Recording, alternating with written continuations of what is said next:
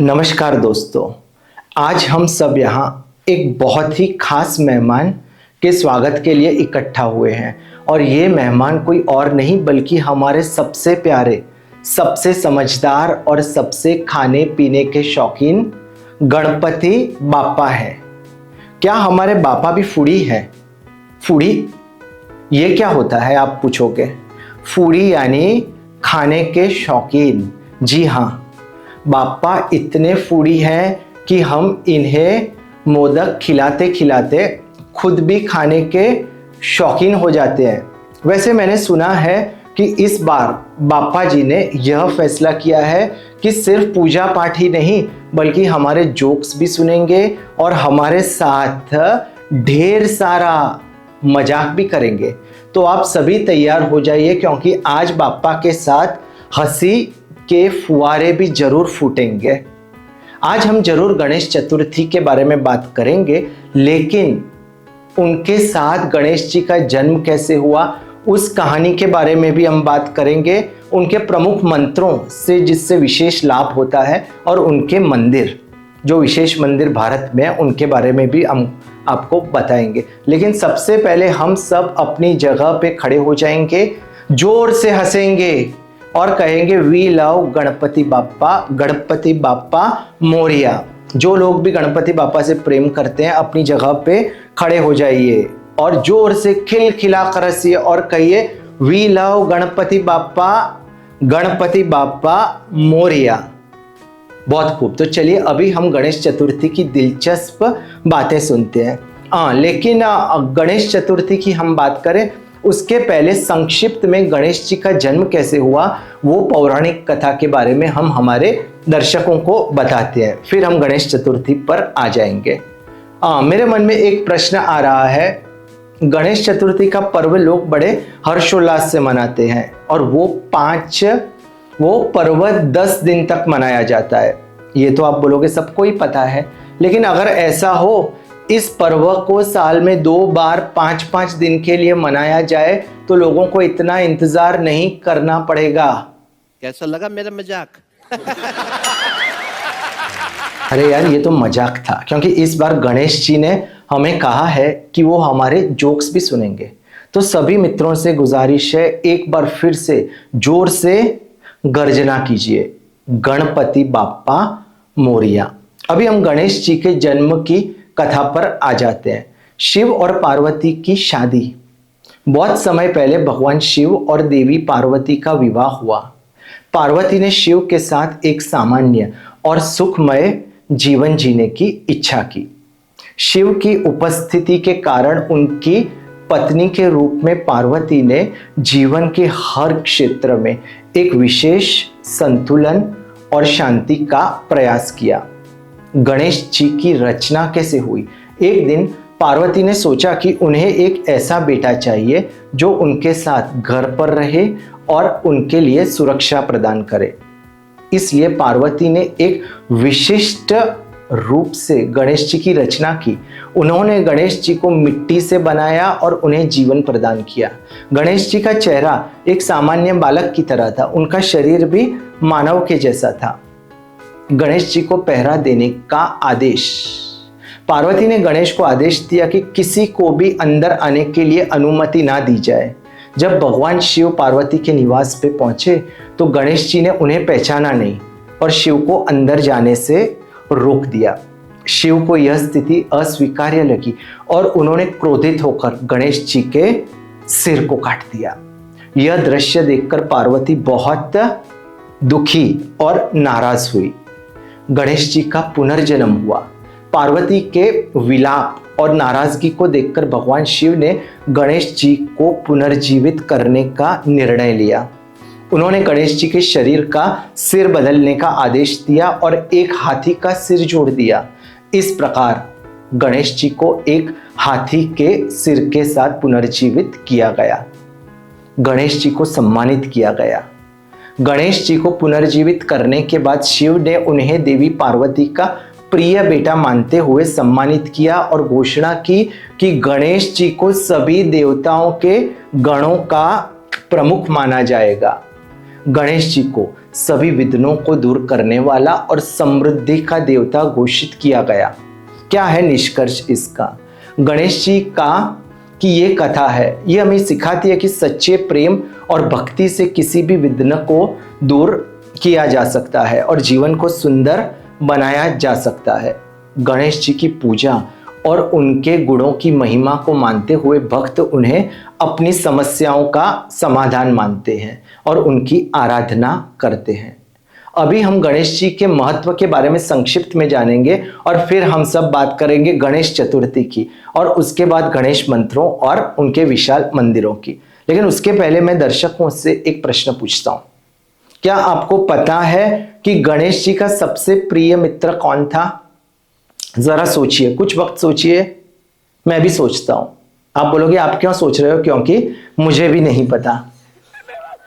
अरे ये भी जोक था, हमने सोचा था कि इस बार हंसी के फुहारे होंगे यार, गणेश जी को ये सब जोक्स पसंद आ रहे हैं और मैं गणेश जी से निवेदन करता हूं कि अगर आपको पता हो तो कमेंट बॉक्स में आप लिख दीजिए कि आपका सबसे प्रिय मित्र कौन था। अरे लेकिन गणेश जी कैसे कमेंट करेंगे? कोई बात नहीं, तो हमारे जो भी दर्शक हैं कम से कम कमेंट बॉक्स में इतना लिख दीजिए कि गणपति बाप्पा मोरिया, और एक बार जोर से आंखें बंद करके फिर से गर्जना कीजिए शर्माए बिना, गणपति बाप्पा मोरिया, गणपति। और इस वीडियो को, इस अद्भुत वीडियो को जितने लोगों तक हो सके आप शेयर कीजिए, फॉरवर्ड कीजिए। गणेश जी को हिंदू धर्म में इतना ऊंचा स्थान दिया गया है, चलिए उसको संक्षिप्त में उसके कारण समझते हैं। विघ्नहर्ता, गणेश जी को विघ्नहर्ता या विघ्नों को दूर करने वाला देवता माना जाता है।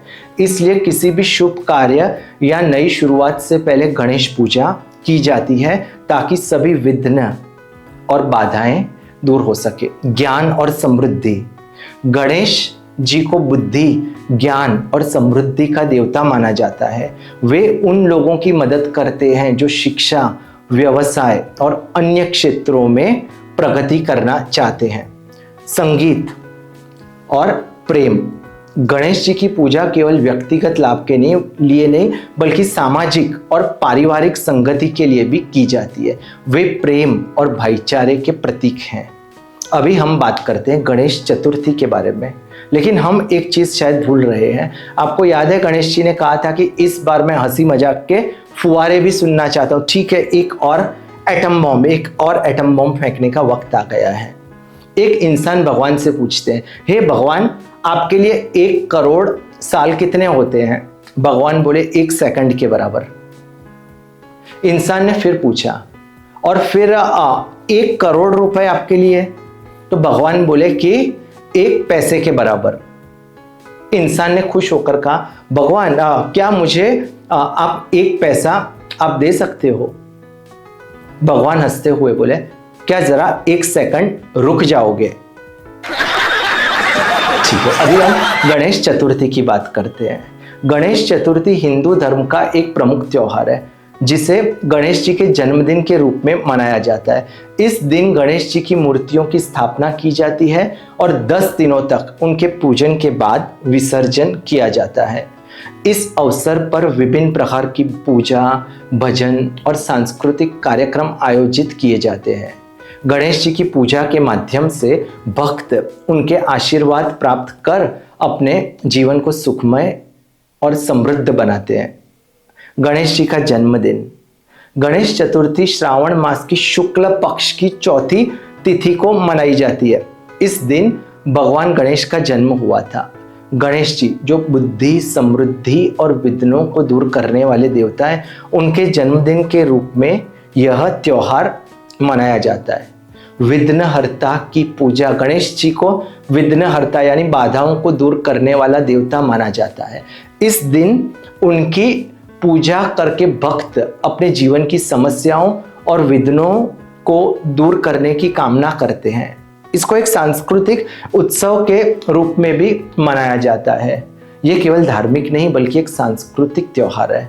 इसे विशेष रूप से महाराष्ट्र, कर्नाटक, गुजरात, पश्चिमी भारतीय राज्य है उसमें धूमधाम से मनाया जाता है। इसमें समाज में एकता और भाईचारे का संदेश भी फैलता है। गणेश चतुर्थी पर विभिन्न सांस्कृतिक कार्यक्रम जैसे कि गणेश जी की मूर्तियों की विशाल झांकियां, नृत्य और संगीत कार्यक्रम और भक्तों द्वारा विभिन्न प्रकार की रचनात्मक गतिविधियां आयोजित होती है। मूर्ति विसर्जन का महत्व। गणेश चतुर्थी के समापन पर यानी अनंत चतुर्थी के दिन गणेश जी की मूर्तियों का विसर्जन किया जाता है। यह विसर्जन रिवाज यह दर्शाता है कि भगवान गणेश धरती पर कुछ समय के लिए आते हैं और फिर अपनी दिव्य लोक में वापस चले जाते हैं। इसका उपसंहार क्या है? गणेश चतुर्थी न केवल भगवान गणेश की पूजा का समय है, बल्कि यह एक सामाजिक और सांस्कृतिक उत्सव है जो लोगों को एकत्रित करता है और समाज में सौहार्द और प्रेम का संदेश फैलाता है। इस दिन की पूजा और अनुष्ठान न केवल व्यक्तिगत सुख और समृद्धि लाते हैं, बल्कि समाज की एकता और सहयोग को भी प्रोत्साहित करते हैं। गणेश जी की जो आरती है उसमें गजब की मिठास है। जी हाँ, वो शब्द जब कान में पड़ते हैं तो मन हर्ष उल्लास से भर जाता है। जय गणेश, जय गणेश, जय गणेश देवा। इस आरती को मैं आपको गा के सुनाता हूँ। ठीक है, तो YouTube से अनुराधा पौडवाल जी की आरती सुन लेना। मैं नहीं गाता, मैं कोई सिंगिंग क्लास में जाके सीख के बाद में आपको सुनाऊंगा। गणेश जी की पूजा से विभिन्न मंत्र हैं जिनका अगर उपयोग किया जाए तो वाकई में हमको बहुत बहुत लाभ होता है। गणेश जी के मंत्रों का उच्चारण करने से मन को शांति मिलती है और जीवन में सुख और समृद्धि आती है। यहाँ कुछ प्रमुख गणेश मंत्रों और उनके महत्व के बारे में बताया गया है। गणेश गायत्री मंत्र। ओम एकदंताय विद्महे वक्रतुंडाय धीमहि तन्नो दंती प्रचोदयात्। महत्व। इस मंत्र का उच्चारण करने से गणेश जी की कृपा प्राप्त होती है और किसी भी कठिनाई को पार करने में मदद मिलती है। यह मंत्र बुद्धि, समृद्धि और सौभाग्य को बढ़ाता है। गणेश मंत्र। ओम गण गणपतये नमः। यह मंत्र गणेश जी के नाम का जप है। इसका नियमित उच्चारण विघ्नों को दूर करता है और जीवन में सुख, समृद्धि और सफलता लाता है। वक्रतुंड महाकाय मंत्र। ओम वक्रतुंड महाकाय सूर्यकोटि समप्रभ निर्विघ्नं कुरु मे देव सर्वकार्येषु सर्वदा। इस मंत्र का जप विशेष रूप से किसी भी कार्य की शुरुआत से पहले किया जाता है। यह सभी विघ्नों को दूर करता है और कार्य को सफल बनाता है। मंत्रों का महत्व। गणेश मंत्रों का प्रमुख उद्देश्य विघ्नों और बाधाओं को दूर करना है। गणेश जी को विघ्नहर्ता माना जाता है और उनके मंत्रों के जाप से जीवन की कठिनाइयों को पार किया जा सकता है। गणेश जी के मंत्रों का नियमित उच्चारण जीवन में सुख, समृद्धि और सफलता को आकर्षित करता है।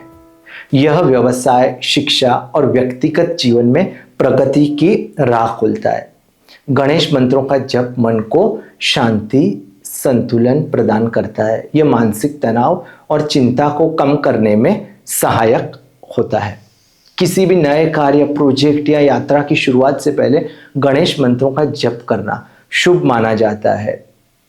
यह सफलता और सकारात्मकता की ओर हमें मार्गदर्शित करता है।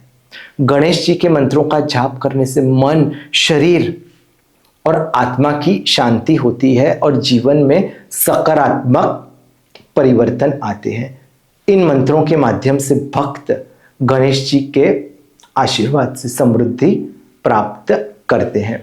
गणेश जी के भक्त ऐसे चुपचाप वीडियो को देखें तो मज़ा नहीं आता। एक बार फिर से खिलखिला के हंसिए और जोर से कहिए, वी लव गणपति बाप्पा, गणपति बाप्पा मोरिया।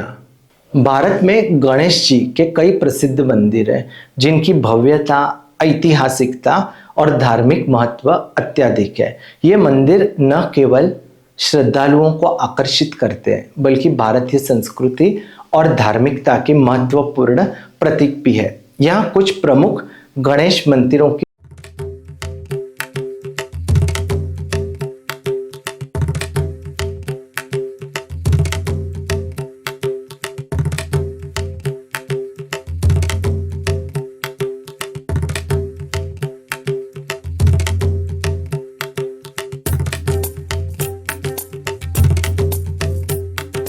की सूची दी गई है।